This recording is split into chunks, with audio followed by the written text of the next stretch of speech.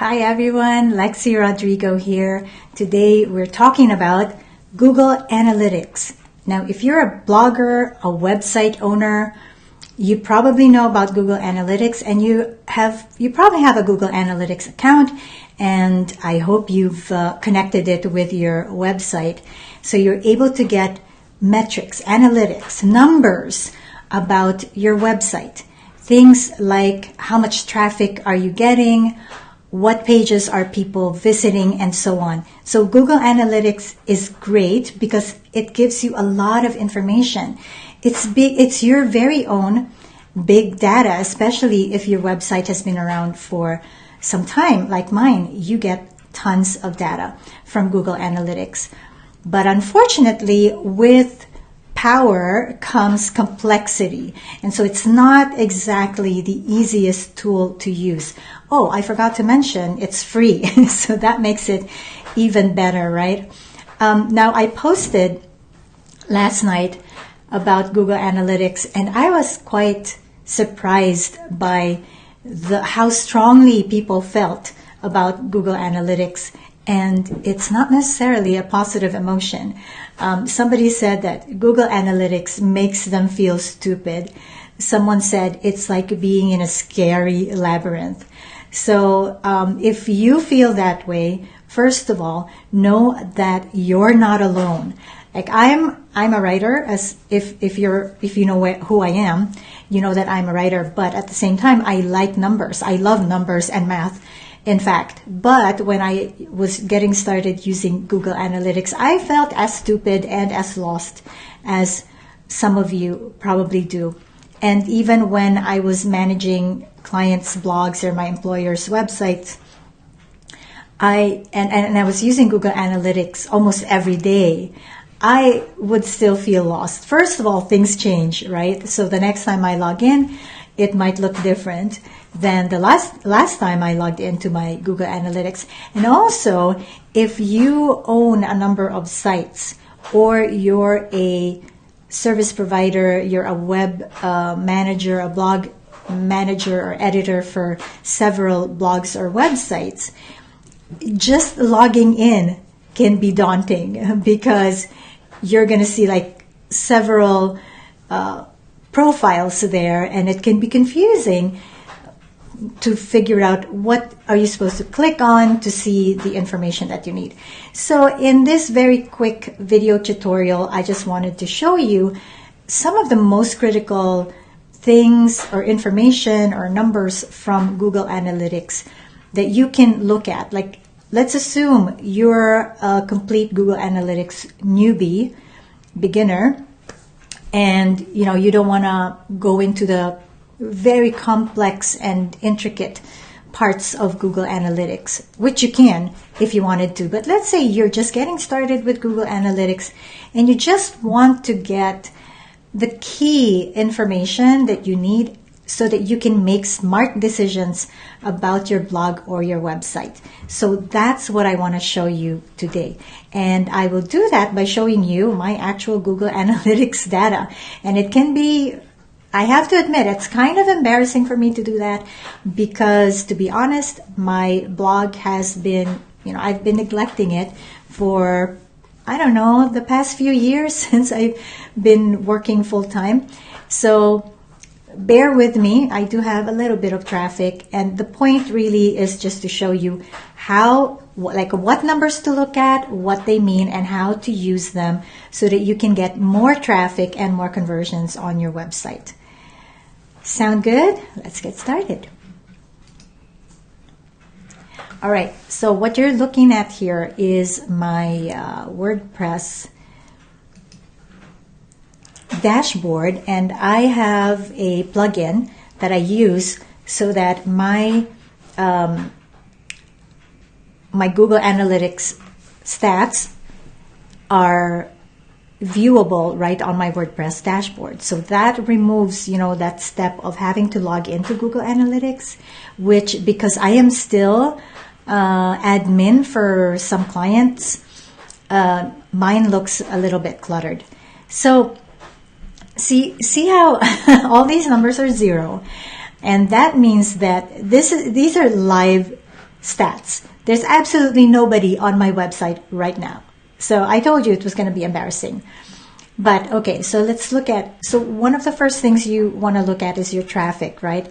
And you can look at your website traffic either in terms of visitors, so actual people coming into your site, or in terms of views, the number of views that your website is getting. And those are slightly different, I'm guessing. This is referring to people and this is referring to behavior. And like one person might view, like keep going to your website over and over, right? But they should not be that different. And let me look at my year. So what we're looking at here is comparing like the preview, like the past 12 months with the 12 months prior to that. So it's a good idea to compare. Ideally, you want your traffic numbers to be going up steadily, right? Because the way that content works is it tends to snowball. Like the more people discover your site, the more other people will discover your site. So it should be going up. But as you can see from my data, that's not the case. It's kind of actually pretty flat. And, you know, which just goes to show I have been neglecting my website. But take a look at this. This is pretty interesting because, let me just minimize this. As you can see, there's a spike, always a spike at the end of the year. And the spike was a lot higher this last December 2017 than it was in December 2016. And there's a reason for that. And Google Analytics is in fact part of that reason. And I'm going to explain to you how this happened later on. Now, there's also like a spike around April of 2017. So I need to go back and figure out, what did I do in April 2017? Why was there this spike? And also a little bit of a spike in August of this year. So again, I need to go back and see what happened. Now, moving down, we can see sessions, visitors, and page views.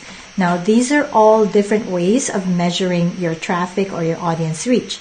Sessions is the number, a session is when somebody is on your website. It's a visit. Visitors are people, right? So these are actual people who are going to your website, hopefully not bots.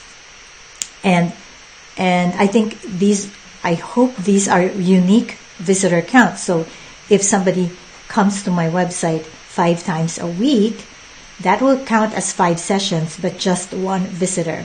And page views is the number of pages that they look at, that they viewed while they're on my website. So this page view is more about content and how much content they're consuming.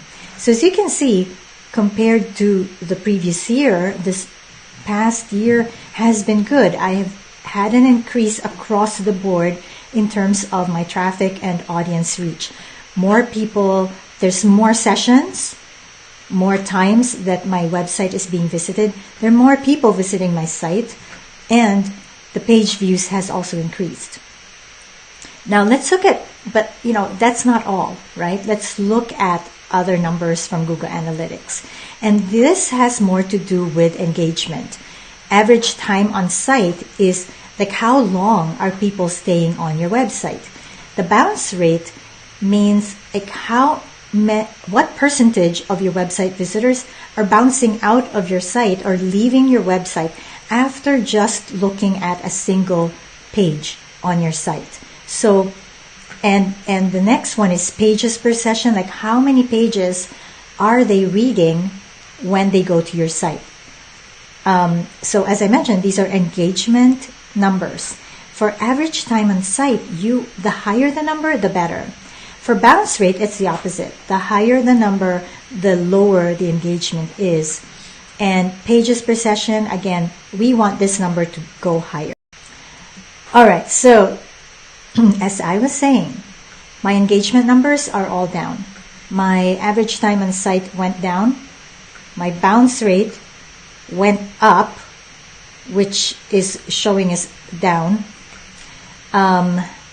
It actually increased by 2.5%. An increase is bad for bounce rate.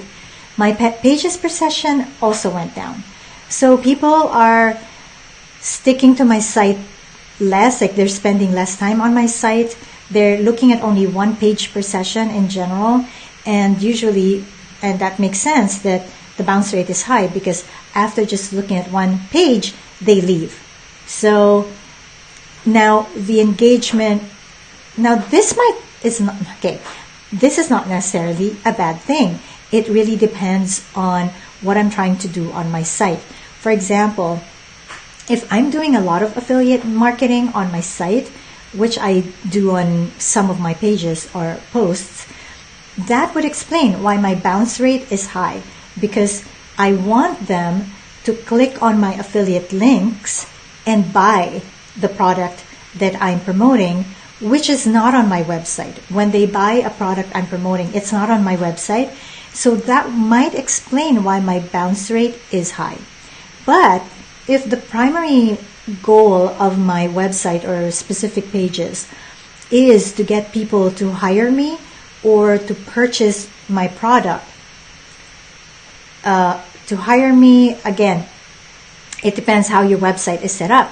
If you're an e-commerce site, then you want the bounce rate to be low because you're doing the actual selling on your site. But if, like me, I have PayPal buttons, again, when they click on the PayPal button, that might lead them outside of my site. So again, that might explain again why my bounce rate is high. And for example, for my coaching services, they have to pay for it and go to my booking page, which is outside of my website. So again, that could explain the high bounce rate. And you can drill down and figure out if that is in fact the case. But, these are good indicators to look at. So I might want to keep my website visitors longer on my site and encourage them to read more pages. Now let's look at some other things, numbers that we have at our disposal. Percentage of new sessions, 82%. So this means that these are new people who are new to my site. They've never been to my site before, and that's a majority of my visitors. So this is down, but it's still a big majority. And comparing new from returning visitors, again, there's a very large percentage of my website visitors are new. So what is this telling me? First of all, I should probably be emailing my subscribers more when I have new content on my site to get them back to the site, or telling them more about the products and services that I'm promoting, either as an affiliate or my own products and services, so that they can come to back to my website and purchase there. So this is telling me I'm probably not doing a good job of nurturing that relationship with my subscribers, and that's why they're not returning to my website. And it's also telling me I should probably be thinking about, what do I do with my new visitors? It's great, I'm getting a lot of new visitors to my site, but is my site optimized to, first of all, keep them on the site? So with new visitors, you want to increase the pages per session, because people are not likely to buy your stuff the first time that they're learning about you, right? So you want to nurture that relationship. And part of nurturing that relationship is having them, encouraging them and inspiring them to consume more of your content. So I'm probably going to want to increase the pages per session and the average time on site and reduce the bounce rate just to make sure I am building that relationship with all these new people who are discovering me for the first time. And now let's look at some other information that we have in terms of devices of the visitors to my site. And I can see that most of them are still on desktop. just about 22% are using mobile devices. Like probably these are referring to smartphones, and a very, very small percentage are using tablets. So this has to do with, what are you using? How is your website displaying? I'm on a theme where my pages, my posts are optimized for any device, and I can actually preview how it looks like on a smartphone and on a tablet. But it's also telling me that, I make these videos and I have a choice of whether my videos are going to be the horizontal kind like you're probably watching right now, or if I should make them square, which is optimized for cell phones. Now, since the majority of my visitors are on desktops or laptops, I'm probably good sticking to this horizontal format for my videos. But we don't know. That could change, right? Okay. So another very useful thing to see is what are your most popular pages or posts. If you're a blogger, what are your most popular blog posts? So I can see that these are my top 5 pages, or these are all blog posts, in fact, which is, the number 2 is my homepage, which is unusual. Usually the homepage is the most popular, but no, in this case it's a blog post, and this means that these are posts that are probably getting organic traffic because, these are not the pages that people would find when they're just searching me, Lexi or Alexis Rodrigo. So let's look at this post. You have 90 seconds to pitch your business. What do you do? So that's my top post for this time period that we're looking at. And people tend to read this post, which is good. But take a look at this. There's a very high bounce rate. 95% of them leave the post when they're done reading. So I have to figure out why is that. It's possible, but they're staying.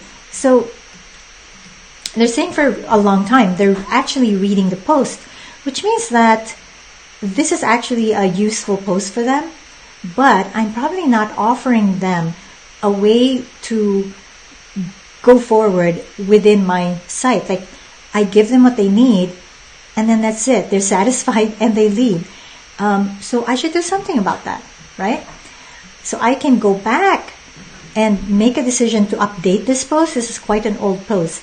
And updating it would probably make it rank even higher in the search engines and get even more traffic. And I should do something with this post to encourage readers to click through to other pages on my website or to click through to other blog posts. Now, what else is this telling me? This is also telling me that if I have newer blog posts, because the older posts tend to rank higher and get more traffic. Again, that's a snowballing effect. So this is telling me that if I have a new blog post that I really, really want to drive traffic to, then it makes sense for me to link to the new blog post from these top performing posts. So that's another way that you can use this information. Another thing is, if you see that a blog post is performing well and it's kind of old, then you might want to update it. Updating means you edit the blog post, you put new stuff in it, right? You add new stuff, embed a video, create more graphics and an infographic, add an infographic into it, format it better, update the content, of course, with newer content, new data, new facts, and then you publish it. You do not publish it with a new publication date necessarily. You can just publish it with the old publication date. And what happens is this actually makes the search engines give it even more search engine love. And that's what I did with this post. Let me get a drink.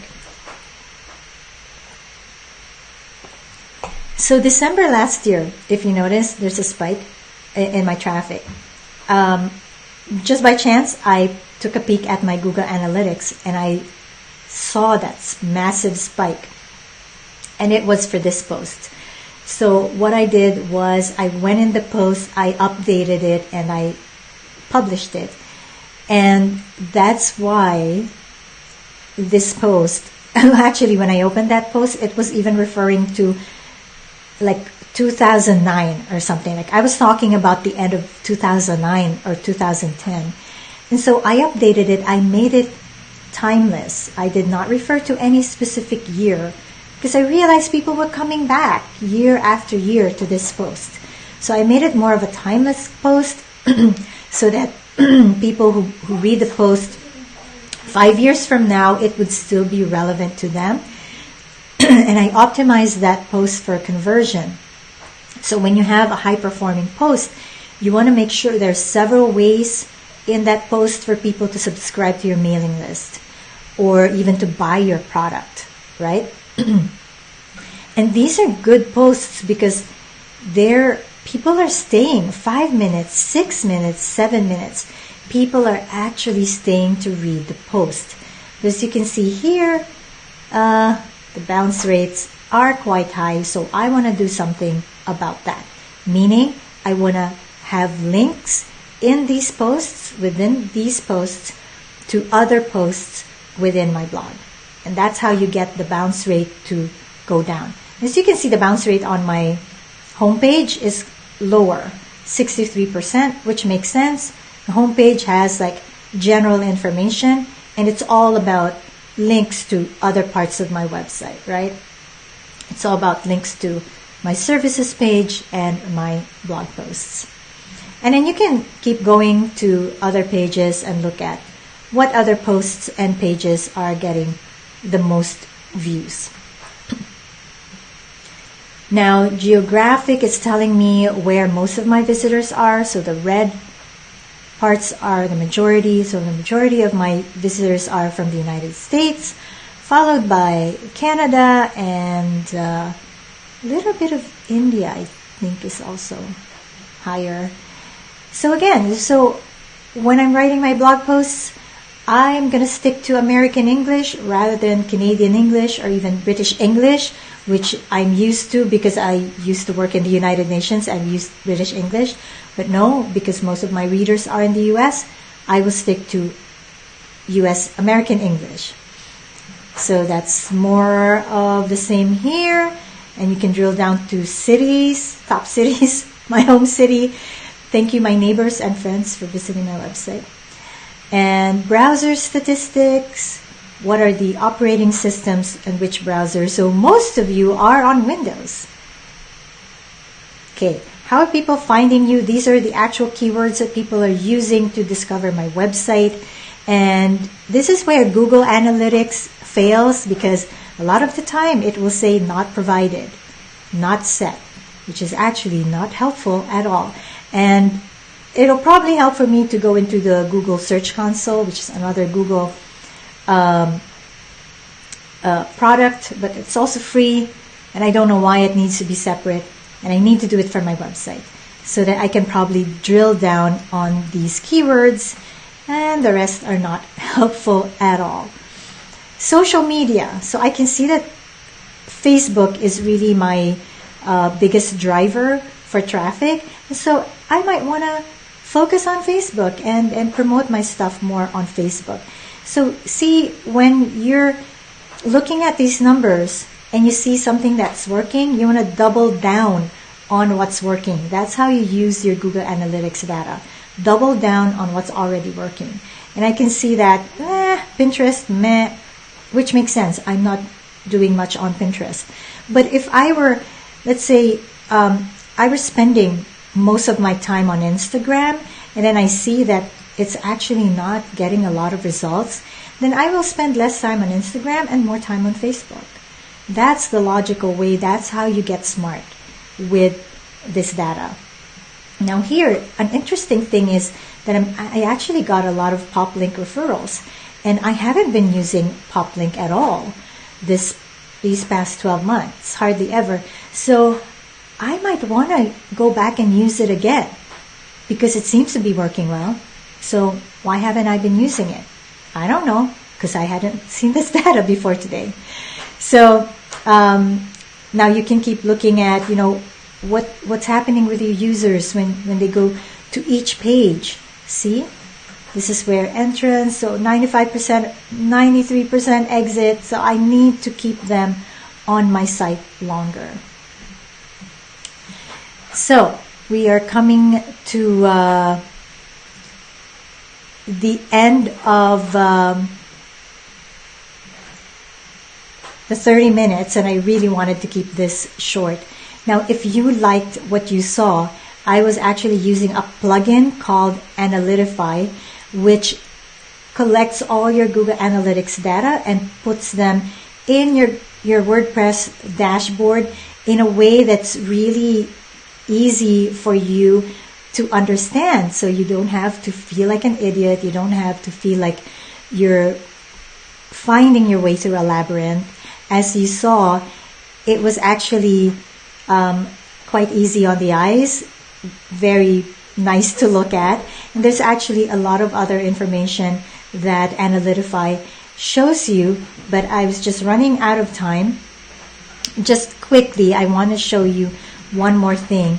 There's other dashboards here, and let me show you demographics. Okay, so demographics is showing me the age and the gender of my website visitors. So I know that most of my website visitors are, and I wish that you could sort this, right? Or that Analytify showed me in terms of graphs. But I can see very quickly most of my visitors are female and between 25 to 34 years of age. Or, yeah.